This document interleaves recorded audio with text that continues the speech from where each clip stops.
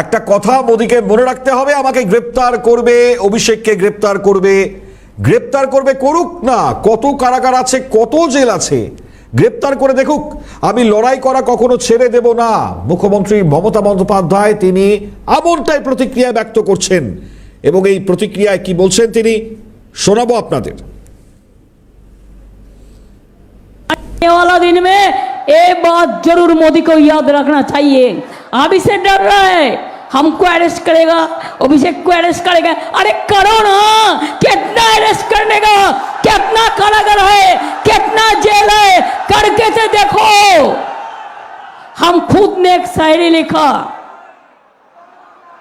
कि कोई कोई तो कब्र के लिए इंतजार करते हैं।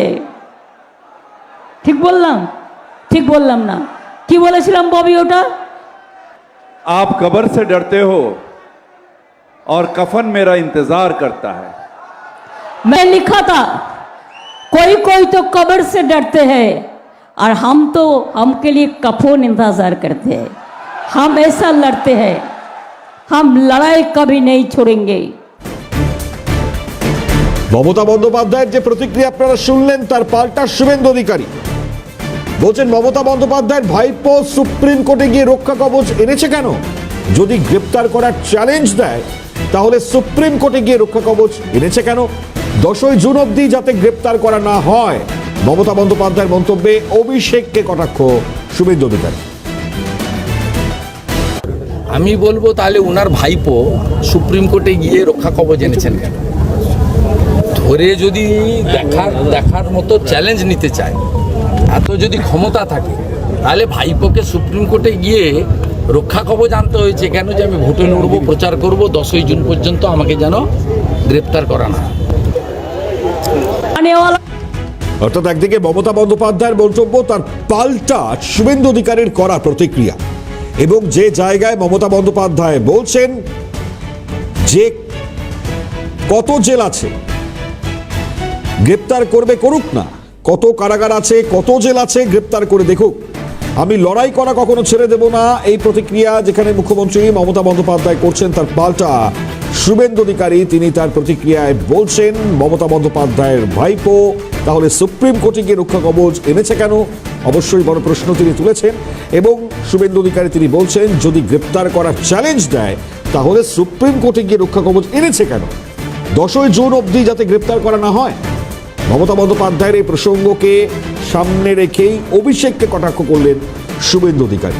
অর্থাৎ খুব স্বাভাবিকভাবেই নির্বাচনের একেবারে দোরগোড়ায়, শেষ 1 তারিখের নির্বাচনের আগে এই মুহূর্তে মোদি মমতা এই মুহূর্তে দাঁড়িয়ে সেই বক্তব্য, পাল্টা মন্তব্য খুব স্বাভাবিকভাবেই সাধারণ মানুষ তাদের কাছে আসছে এবং সেই জায়গায় দাঁড়িয়ে আজকে যে মন্তব্য মমতা বন্দ্যোপাধ্যায়ের মুখ থেকে গ্রেপ্তারির প্রসঙ্গে উঠে আসলো, তাতে স্বাভাবিকভাবেই প্রতিক্রিয়া তৈরি হবে। আমাদের সঙ্গে সুজন চক্রবর্তী এই মুহূর্তে রয়েছেন, সিপিআইএম নেতা তথা প্রার্থী। সুজনবাবু, সিএনএ স্বাগত।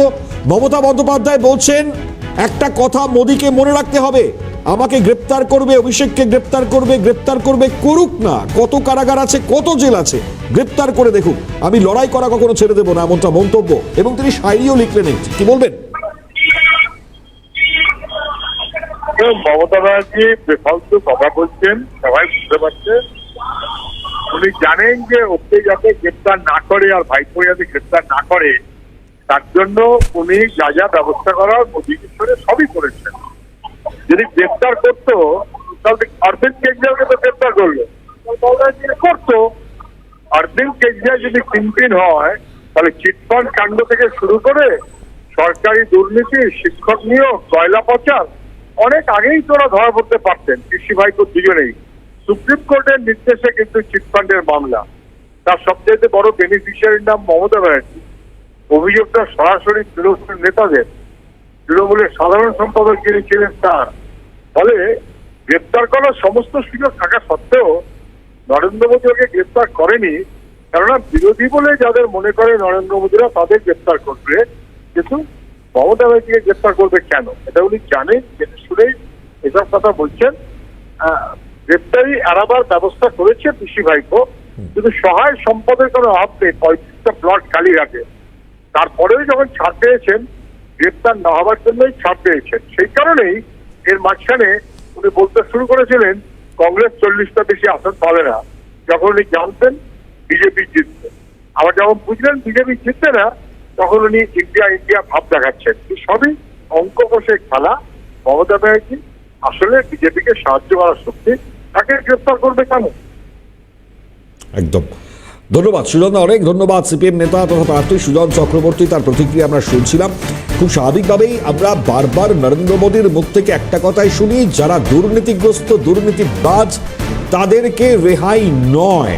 দুর্নীতিগ্রস্তদের বিরুদ্ধে বারংবার তিনি সরব হয়েছেন, ফলত সেই জায়গায় আবারও নতুন করে গ্রেপ্তারের প্রসঙ্গ মমতা বন্দ্যোপাধ্যায় উস্কে দিচ্ছেন অভিষেক বন্দ্যোপাধ্যায়কে সঙ্গে টেনে এনে। এটা কিন্তু সাধারণ মানুষের মনে প্রশ্ন উঠছে।